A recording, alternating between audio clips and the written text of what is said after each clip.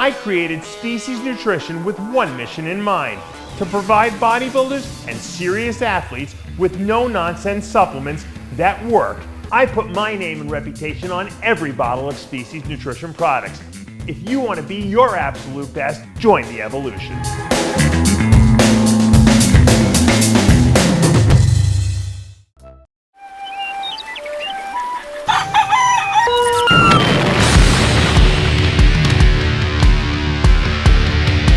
You have made it to another episode of the Midday Muscle. Let's get you some updates. As the wacky and wild sport of bodybuilding continues to grow and evolve over these next 5 to 10 years, there's a chance that we'll see more athletes decide to compete outside of their traditional divisions, similar to what we've seen the Sean Claritas and Kamal Argarnis do recently.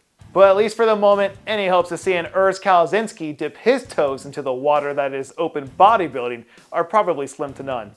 During a QA on his Instagram last week, a fan came out and asked Urs point blank whether or not he would ever consider making the switch.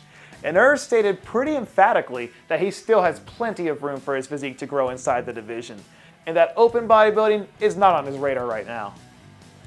Now, of course, with that being said, we are talking about the business of bodybuilding. So in the right situation, with the right incentive structure in place, I would imagine that he can be swayed into giving this a go, even if it only ends up being a one-time deal. Now, on the other hand, for GoodVito, making his open debut isn't a matter of if or when, because we've known for about a month that he's slated to make his IFBB debut at the Yamamoto Pro toward the end of the summer. And every time we get a new update from his camp, you can't help but get the feeling he's going to come out and hit the ground running from day one. At this point, we're still so far out from the Yamamoto that it doesn't make a lot of sense to speculate. But just looking at where he is now in a vacuum gives you the impression that he's going to be right up in that mix. He looks like he's coming in as one of the most complete rookies that we've seen in the last 5 years. So if he can live up to the billing, at the very least, you'd figure that gives him a puncher's chance to bring home the title there. Texas Pro looks like it has the potential to be yet another spot to have major implications on the way the rest of this season plays out. And in particular in the 212 division, people are predicting Keon Pearson to make a statement that'll establish him as a top 2 threat to Sean Clarita this year. If you want to be objective, there's no question we're dealing with a significantly improved version of Keon at this point. Because if you go back and compare his year-to-year progress from 2022 until now, the difference is like night and day.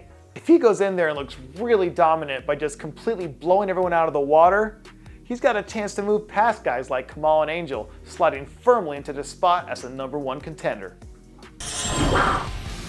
And why the hell not close out this episode strong with a nice update from Andrew Jacked, who was the marquee attraction heading into the Texas Pro, even with the amazing stuff that we're seeing from Keon right now. Last we heard, his weight was still floating somewhere around the 300-pound mark, which is nuts when you look at how incredible he looks in the weekly updates he's been posting. Granted, he's probably not at the point yet where he can leapfrog over the Derricks and Samsons of the world, but between his rate of progress over last year and a little bit of chance, we can't rule that out either. He's got certain poses where he looks like one of the most complete bodybuilders on the planet, and that in and of itself is enough to garner some looks from the judges. And if he goes out and has another dominant win in Texas, that gives him real traction heading into November. And at that point, we know anything can happen. And anything can happen with the rest of your day too. You just have to believe.